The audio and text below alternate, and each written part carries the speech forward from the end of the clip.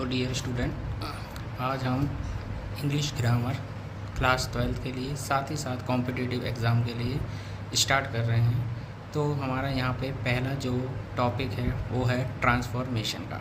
तो ट्रांसफॉर्मेशन होता क्या है? ट्रांसफॉर्मेशन का मतलब होता है परिवर्तन करना। जैसे आपने सुना ही होगा ट्रांसफॉर्म करना। ट्रांसफॉर्म यानी कोई भी चीज़ होती है उसको परिवर्तित करना होता है। इसी तरीके से हमें सेंटेंस को जब परिवर्तन करते हैं तो उसको हम ट्रांसफॉर्मेशन कहते हैं। तो ट्रांसफॉर्मेशन में सबसे पहला जो हमारा जो रूल आता है वो होता है रिमूव टू का। तो रिमूव टू क्या होता है? यानी कि टू और टू, यानी एक इन्फिनेटिव टू होता है और एक होता है एडवर्ब टू। एडवर्ब टू यानी कि टी डबल जो टू होता है वो एडवर्ब टू कहलाता है और जो टी और टू है वो इन्फिनेटिव टू है।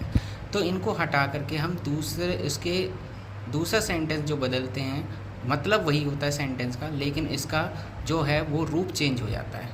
तो इस जो डबल टू है, एडवर्ब टू है, उसको हम सो में चेंज करते हैं और जो इन्फिनेटिव टू है उस इन्फिनेटिव टू को हम डैट लगाएंगे। डैट के बाद जो सब्जेक्ट यूज़ होता है सेंटेंस के अंदर वही, उसके बाद कैन नॉट या कुड नॉट। कैन नॉट कब लगाएंगे? जब प्रेजेंट टेंस में सेंटेंस होगा, और कुड नॉट जब पास्ट टेंस में सेंटेंस होता है।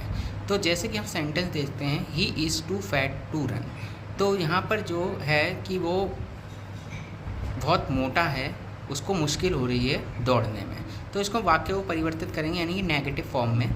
अगर पॉजिटिव सेंटेंस होता है तो उसको नेगेटिव में कन्वर्ट करते हैं और जो नेगेटिव होता है उसको पॉजिटिव में हम कन्वर्ट करते हैं। तो जैसे कि ये he is too fat to run, तो ही इज़ टू को हम चेंज करेंगे किस में? सो में। तो सो फैट का फैट होगा। फिर एक जो इन्फिनेटिव टू है उसमें हम लगाएंगे सबसे पहले डैट। डैट के बाद हमारा जो है सब्जेक्ट है उसमें ही लगा करके अब सेंटेंस किस में? सेंटेंस है हमारा प्रेजेंट में। कैसे पहचाना? क्योंकि इसमें हम इज़ का यूज़ कर रहे हैं। तो इज़, आर, एम और हैज़, हैव और आपका वर्ल्ड की फर्स्ट फॉर्म जो होती है वो हमारी प्रेजेंट टेंस के अंदर आती है। तो he is so fat that he can not, क्या लगाया हमने? Can not run. ठीक है।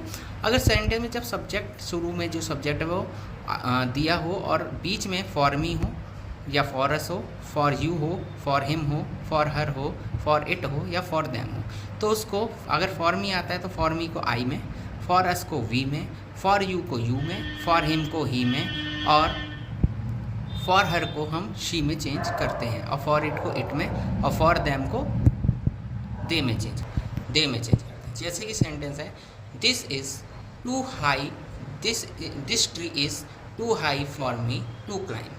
तो यहाँ पर जो सब्जेक्ट है हमारा दिस ट्री है, तो दिस ट्री इज़ टू को चेंज करा हमने सो में, हाई का हाई। उसके बाद लगाएंगे हम डैट। अब आया sentence for me. For me को हम किस में चेंज करेंगे? फॉर मी को आई में, आई। अब प्रेजेंट में सेंटेंस है तो कैन नॉट, क्लाइंब का क्लाइंब। और पेड़ के लिए यहाँ अंत में यूज़ करेंगे हम इट का। तो this tree is so high that I can not climb it. अब इसी के अंदर एक और रूल है, केवल जब सिंगल टू आए, जो रिमूव टू है, single adverb too T double O आए, तो उसको हम सेंटेंस के अकॉर्डिंग वेरी में, सो में, एक्सट्रीमली में, क्वाइट में या बियॉन्ड द प्रॉपर लिमिट में हम चेंज कर सकते हैं। तो जो नेगेटिव सेंस में जब आपको नुकसान होता है तो समझ लो हम डबल टू यानी कि एडवर्ब टू का जो प्रयोग होता है उसको हम बदलते हैं उसके सेंस के अकॉर्डिंग।